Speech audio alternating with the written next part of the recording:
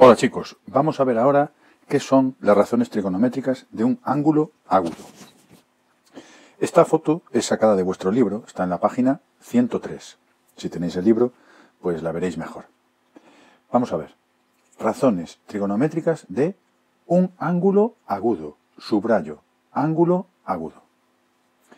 Aquí, como veis, pues hay un listado de nombres que ahora nos pararemos a hablar de ellos, pero hay que entender algo esencial. Dado un ángulo agudo, es decir, un ángulo que mide menos de 90 grados, resulta que puedo construir un triángulo rectángulo del que forme parte ese ángulo agudo. Por ejemplo, si yo tengo este ángulo alfa, pues resulta que yo puedo construir este triángulo. Pero puede venir un compañero y me puede decir, bueno, pues yo he construido este otro. Y tiene razón. Hay 2, 3, infinidad de triángulos rectángulos que comparten ese mismo ángulo agudo.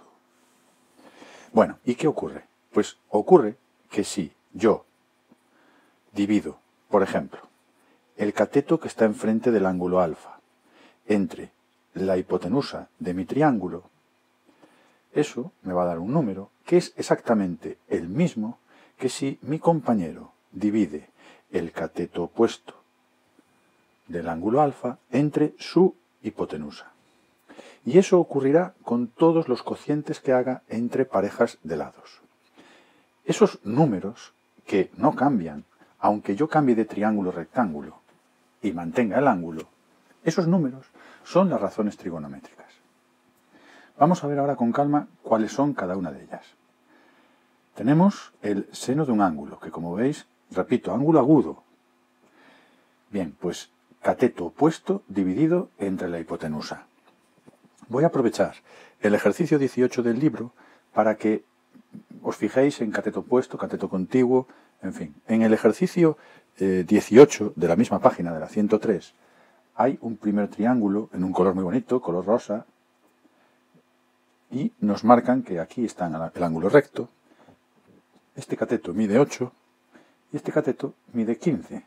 Digo catetos porque recordad que la hipotenusa es el lado que está enfrente al ángulo recto, o sea que esta es la hipotenusa.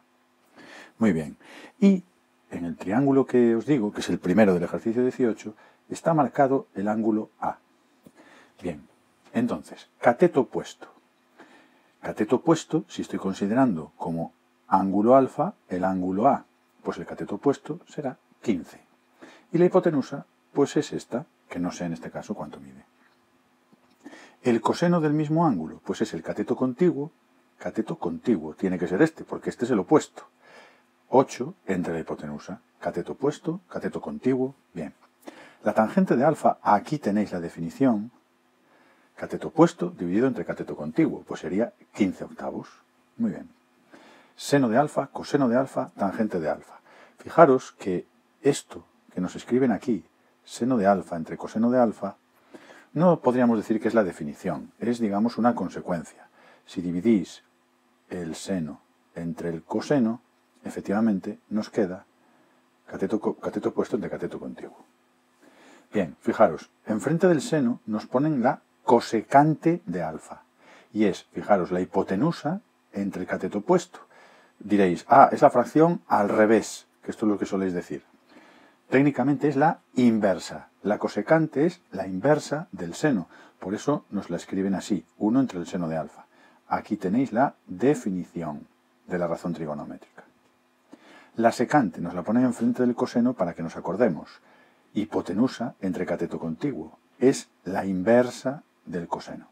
Y por último, la cotangente, como veis, cateto contiguo entre cateto opuesto, como decís vosotros, es al revés. Bueno, pues es la inversa de la tangente.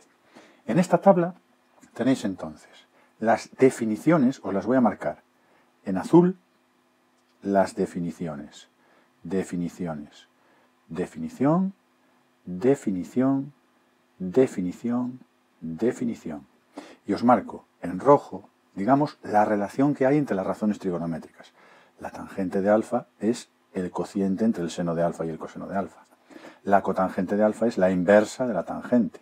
La secante, la inversa del coseno. La cosecante, la inversa del seno. Esas son las relaciones entre las razones trigonométricas. Bien.